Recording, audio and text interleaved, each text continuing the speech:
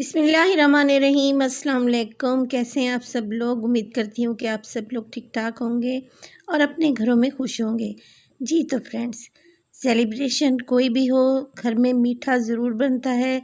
मिठाई और इसके अलावा केक तो हर घर में आते हैं, मगर आज मैं 14 अगस्त की सेलिब्रेशन के लिए जो मीठा बना रही हूँ बहुत ही मज़ेदार है, टेस्टी है और इतना इजी सा है। आप इसको ट्राई करें, इंशाल्लाह आपको ज़रूर पसंद आएगा। तो आज मैं बना रही हूँ लबे शीरी, मगर इसको मैं अपने अंदाज से बनाऊँगी, तो आपने वीडियो को स्किप बिल्कुल भी नहीं करना और इस 14 अगस्त पे इस मीठे को लाजमी ट्राई करना है। तो चलें जल्दी से स्टार्ट करते हैं। तो इसके लिए फ्रेंड्स, सबसे पहले हम अपनी जेली को प्रिपेयर करेंगे। तो जेली के पैकेट पर मेंशन होता है 2 कप पानी ऐड करें, मगर मैं यहाँ पर 1 कप पानी डाल रही हूँ क्योंकि मुझे यहाँ पे जेली का टेक्सचर थोड़ा सा थिक चाहिए।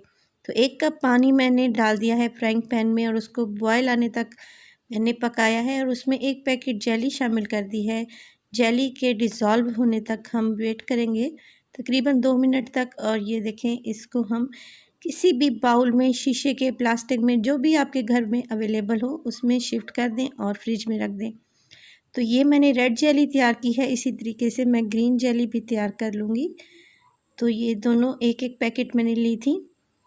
अब मैं लूँगी एक कढ़ाई और उसमें डाल रही हूँ मैं 1 किलो दूध। दूध आप पैकेट वाला भी इस्तेमाल कर सकते हैं, उसका फ्लेवर भी बहुत ही मज़े का आता है। यहाँ पे मैं घर वाला दूध इस्तेमाल कर रही हूँ। ये दूध पहले से बॉयल है, मगर मैं इसको दोबारा एक दफ़ा बॉयल करूँगी। तो दूध में ये देखिए उबाल आ चुका है, इसमें मैं 3 टेबलस्पून डाल रही हूँ ये रंगीन सेवइयाँ। हर जगह से इजीली अवेलेबल होती हैं, अगर रंगीन सेवइयाँ नहीं है तो वाइट वाली सेवइयाँ भी यूज़ कर सकते हैं। तो ये 3 टेबलस्पून हम इसमें डालेंगे और इसको पका लेंगे 5 से 7 मिनट तक, जब तक कि सेवइयाँ हमारी सॉफ्ट नहीं हो जाती। इस दौरान मैं इसमें डाल दूँगी आधा कप चीनी और ये चीनी 1 किलो दूध के लिए परफेक्ट है। अगर आप मीठा ज़्यादा खाते हैं तो फिर आप ज़्यादा भी इसमें शामिल कर सकती हैं, मगर ये बहुत ही परफेक्ट रेशो है 1 किलो दूध के लिए। तो यहाँ पे मुसलसल मैं चम्मच चला रही हूँ और फ्लेम मीडियम टू स्लो रखी है मैंने। जब तक सेवइयाँ सॉफ्ट नहीं होती हम इसको मुसलसल चलाते ही रहेंगे।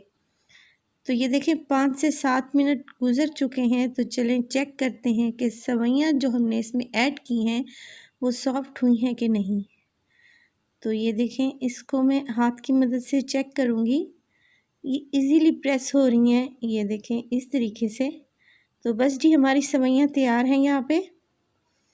अब मैंने ले लिया है 3 टेबलस्पून के बराबर वनीला कस्टर्ड और उसमें शामिल कर रही हूँ मैं दूध और इसको अच्छे से मिक्स कर लें, क्योंकि कस्टर्ड जो है वो नीचे जाकर बैठ जाता है, तो इसमें कोई भी गुठली या लम्स वगैरह नहीं होने चाहिए।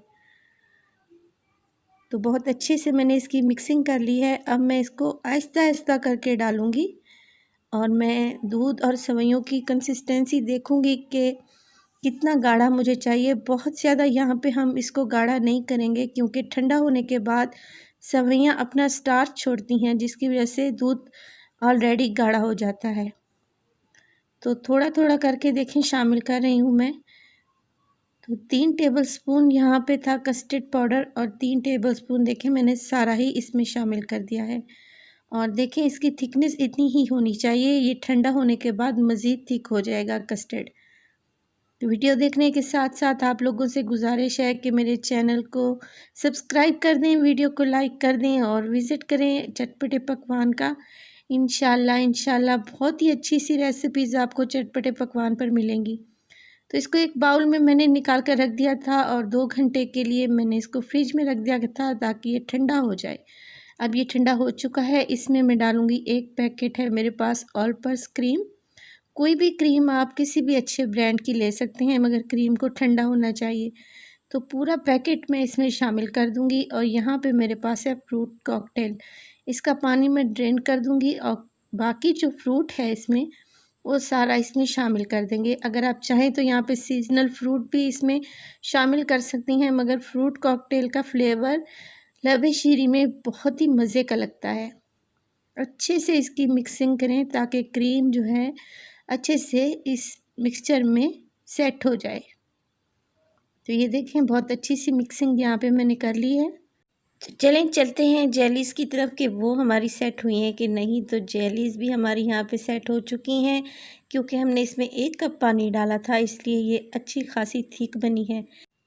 तो किसी तेज़ छुरी या नाइफ़ की मदद से आप इसको काट लें। ये देखें, इस तरीके से आपने क्यूब्स में कटिंग करनी है इसकी, और क्यूब्स का साइज़ मीडियम ही होना चाहिए, बहुत ज़्यादा बड़े या बहुत ज़्यादा छोटा आपने क्यूब्स का साइज़ नहीं रखना। तो इसी तरीके से मैं इस जेली काट ली है। ये देखें कितने अच्छे से क्यूब्स बने हैं और कितने मज़े के लग रहे हैं। तो चलें अपने ग्लासेस को सेट कर लेते हैं। तो एक गिलास पहले से मैंने इसको अरेंज करके रखा हुआ है, तो दूसरा गिलास मैं आपको दिखाती हूँ कि आपने इसकी सेटिंग किस तरह से करनी है। सबसे पहले बॉटम में हम डालेंगे ग्रीन जेली, इसके ऊपर डालेंगे रेड जेली और इसको सेट कर लेंगे। और जो अब हमने कस्टर्ड सेवइयों का मिक्सचर बना के रखा हुआ है, वो इसके ऊपर पोर कर देंगे इस तरीके से। ये देखें, बहुत ही फ्लेवरफुल सी ये डिश है, बहुत ही मज़े की लगती है।